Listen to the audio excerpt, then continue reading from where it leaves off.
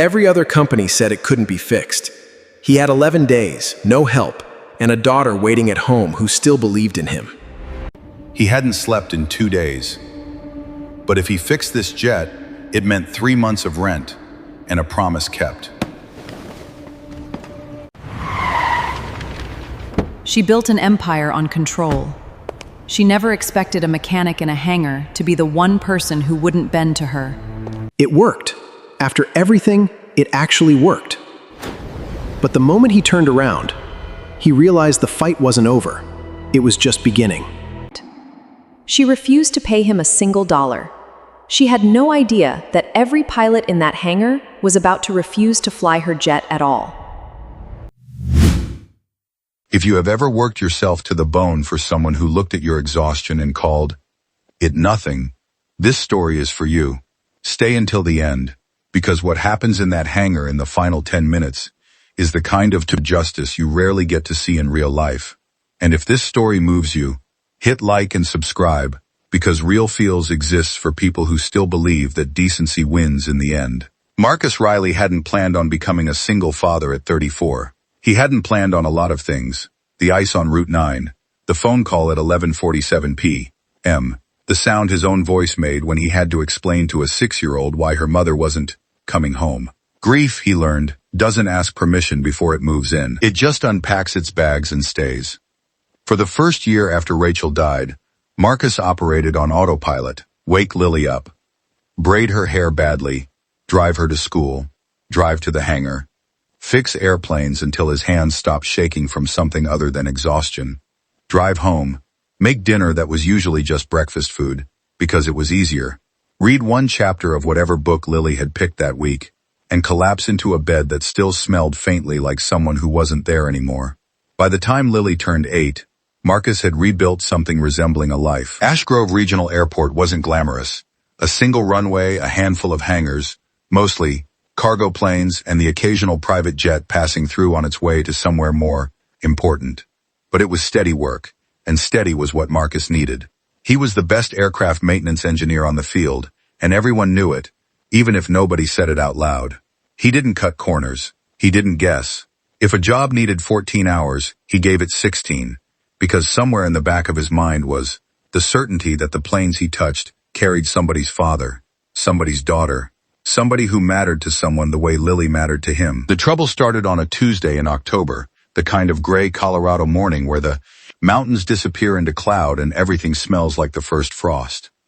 A private jet limped onto the tarmac at Ashgrove with one engine trailing a thin ribbon of smoke, and a pilot who looked like he'd aged 5 years in the last 5 minutes.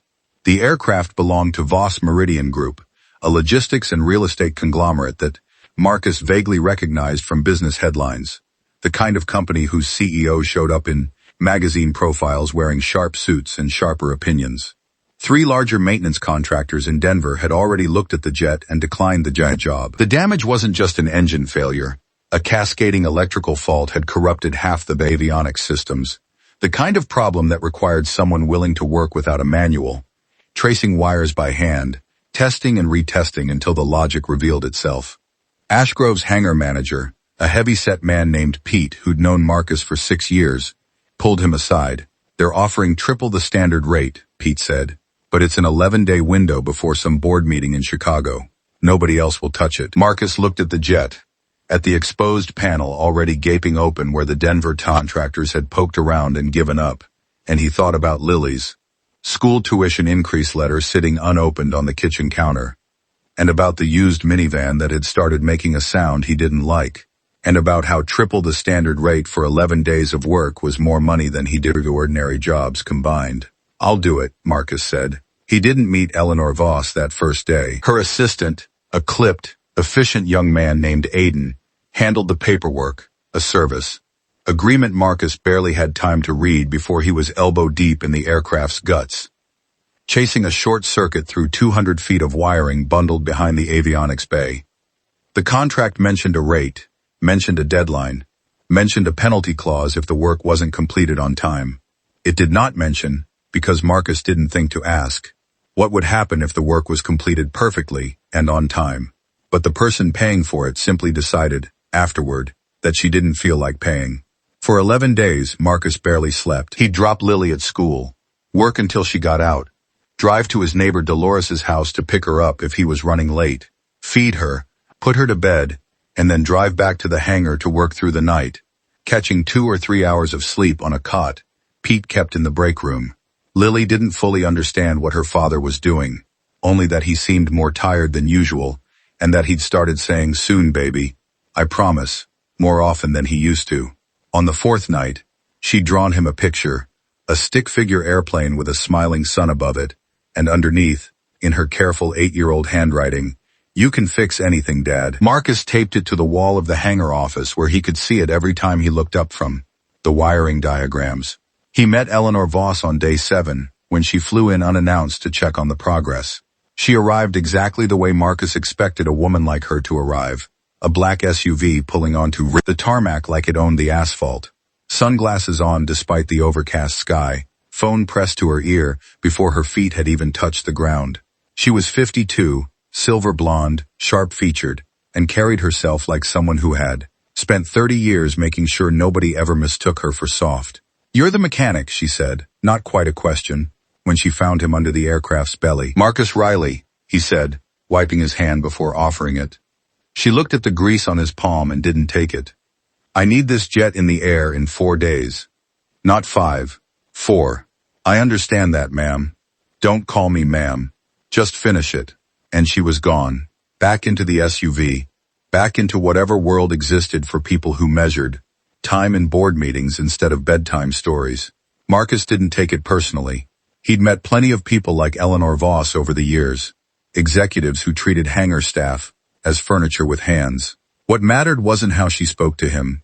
What mattered was the jet, and the jet was, slowly, coming back to life under his hands. By day 9, he'd traced the electrical fault to a corroded junction box behind the rear bulkhead, a problem so obscure that he suspected it had been misdiagnosed by every contractor who'd looked at the aircraft before him. He rebuilt the junction from scratch, resoldered 43 individual connections by hand, and ran diagnostic cycles until 3 in the morning to make sure the fix held. On day 11, with 6 hours to spare before the deadline, Marcus climbed into the cockpit himself, ran the full engine start sequence, and listened to both turbines spool up clean and even. No warning lights, no fault codes, nothing but the low, steady roar of an aircraft that worked exactly the way it was supposed to. He sat there for a moment, hands on the yoke he had no authority to touch in flight, and let himself feel, for the first time in 11 days, something like relief. He called Pete over the radio. "She's ready." Eleanor arrived within the hour, this time with Aiden trailing behind her holding a tablet.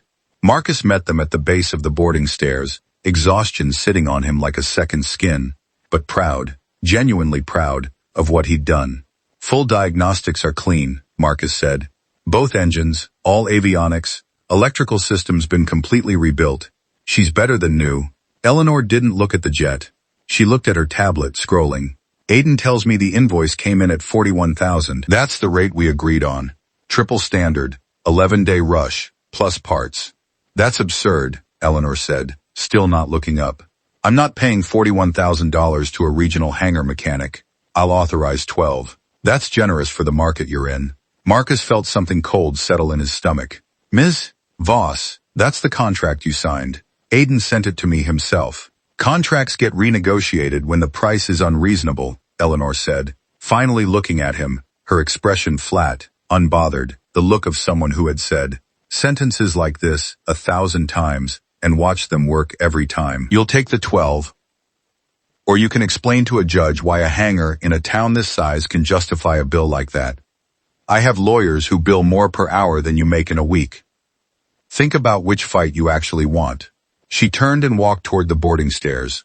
Marcus stood there, $41,000 of promised rent, tuition, and a repaired minivan evaporating in front of him, replaced by a woman's certainty that his exhaustion, his 11 sleepless nights, his daughter's drawing taped to a hangar wall, were worth exactly as much as she decided they were worth. "I won't sign a revised invoice," Marcus said, his voice steady despite the anger rising in his chest, "and I won't release the aircraft on a handshake for less than what's owed." Eleanor stopped on the stairs and turned back, genuinely surprised, as if the furniture had spoken. "Excuse me? The jet doesn't fly until the invoice is settled per the original contract. That's standard in this industry, and you know it because Aiden drafted that clause himself. For a moment, something flickered across Eleanor's face. Not quite respect, but recognition, the way a chess player notices an opponent has made an unexpectedly sound move. Then it hardened back into irritation. Fine. Keep the jet grounded. I'll have my legal team draft something that makes this very unpleasant for you, Mr. Reilly. Small hangars don't survive lawsuits from companies like mine. She left. The jet sat. And Marcus went home to Lily, who ran to the door in her yellow raincoat because it had started to drizzle, and who asked him if the airplane was fixed. And he said, yes, baby, it's fixed, because that much, at least, was true. What Eleanor Voss didn't know, what she hadn't bothered to learn in her 20-minute visits to a hangar she considered beneath her notice, was that Ashgrove Regional wasn't just Kent's workplace. It was a community. Pete, the hangar manager, had known Marcus since Rachel's funeral, had quietly covered his shifts more than once in that first terrible year. The ground crew had watched Marcus work himself past exhaustion for 11 straight days, and Sound had brought him coffee, had covered his other jobs, had asked about Lily by name. And the pilots who flew in and out of Ashgrove, a tight, informal network of charter and corporate pilots who all knew each other from a small airport circuit where reputation meant everything, had watched the entire situation unfold with the particular attention that people in a small industry pay to, how the powerful treat the people beneath them. Word travels fast in a hangar. By the next morning, every pilot certified to fly out of Ashgrove knew that Eleanor Voss had tried to strip a mechanic's pay by more than 70% after he'd spent 11 sleepless nights saving her aircraft from a problem 3 other companies had refused to touch. And when Eleanor's people called around trying to find a pilot willing to fly the Meridian 1 out of Ashgrove without the invoice settled, they discovered something Eleanor's spreadsheets had never accounted for.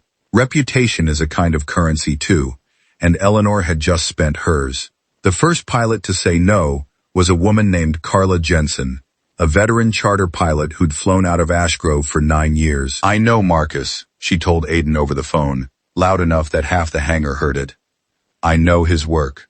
If he says the invoice isn't settled, I'm not touching that yoke. Find someone else. The second was a retired Air Force captain named Desmond Okafor, who did occasional charter work, and who simply said, tell Ms. Moss, I don't fly aircraft serviced under a disputed contract. Insurance liability, if nothing else.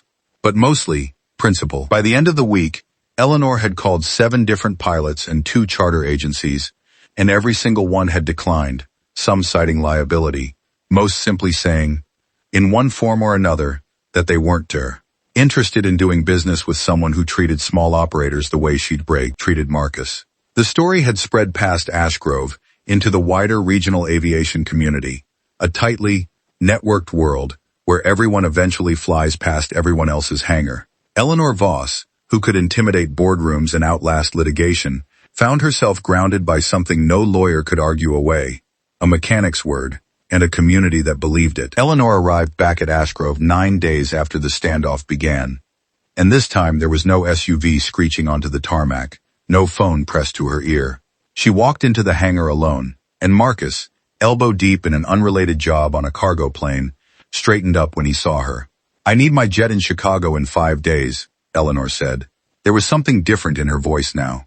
Not defeated, exactly, but stripped of its usual certainty. I have called every pilot within 300 miles. Nobody will fly it. I imagine not, Marcus said. You did this?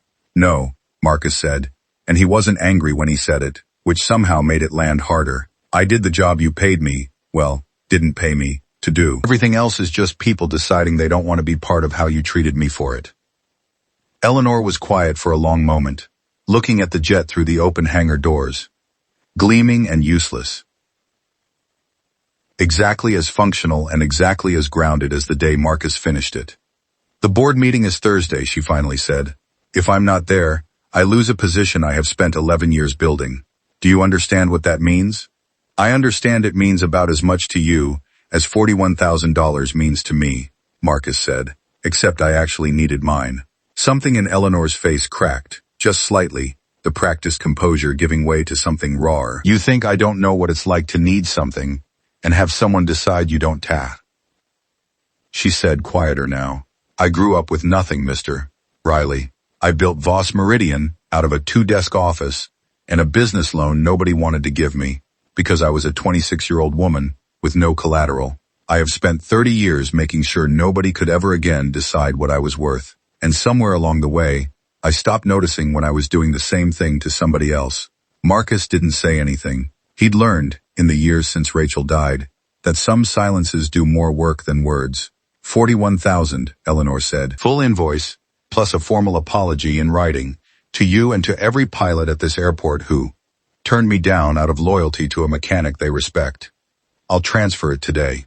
She paused, and I'd like to know, genuinely, how you fixed a fault 3 other companies said was unfixable.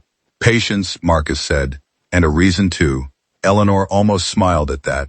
What was your reason? Marcus glanced toward the hangar office, where Lily's drawing was still taped to the wall, the stick figure airplane, the smiling sun. You can fix anything, Dad, in careful 8-year-old letters. My daughter, he said.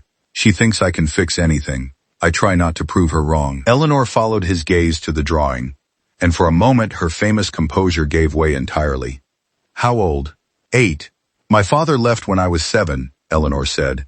Quiet enough that it seemed to surprise even her to say it out loud. I used to think the world only respected people who never let anyone see them need help. I built an entire career on that theory. It appears I built a rather cold one. She looked back at Marcus. The invoice will clear within the hour, and Mr. Reilly, Ashgrove will be handling all of Voss Meridian's and regional maintenance contracts going forward. At your rate, no renegotiation. The payment cleared that afternoon, the full 41,000, along with a formal written apology that Aiden, visibly relieved, had personally delivered to every pilot who had refused the flight.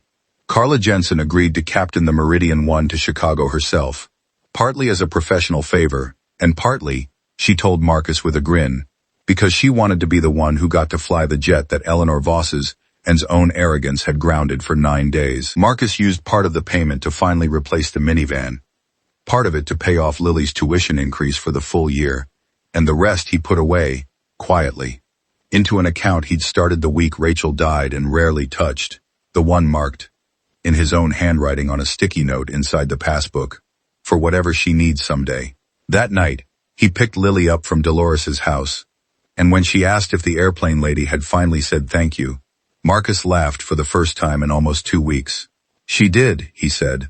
Took her a while, but she did. 6 months later, Voss Meridian Group quietly rolled out a company-wide policy requiring full, upfront payment terms for all contracted maintenance and service work, with an internal memo, one Aiden proudly forwarded to Marcus, that credited the change to a lesson learned at Ashgrove Regional Airport.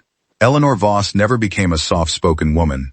She remained exactly as sharp and exacting as she'd always been, but she started showing up to board meetings with a story she told more than once, about a mechanic who worked 11 sleepless nights not because he was afraid of her, but because somewhere at home, a little girl in a yellow raincoat believed her father could fix anything. And about how it took an entire hangar's worth of ordinary people, quietly refusing to look away from an injustice, to remind a powerful woman that being right and being kind were never supposed to be different things. Marcus never asked for an apology that big. He never expected the world to notice what he did in that hangar at 3 a.m. with nobody watching. But that's the thing about doing the work right, even when no one's checking. Eventually, someone always is. And on the nights when Lily still asks him to tell the story of the airplane he fixed and the CEO who almost didn't pay him, Marcus tells it the same way every time.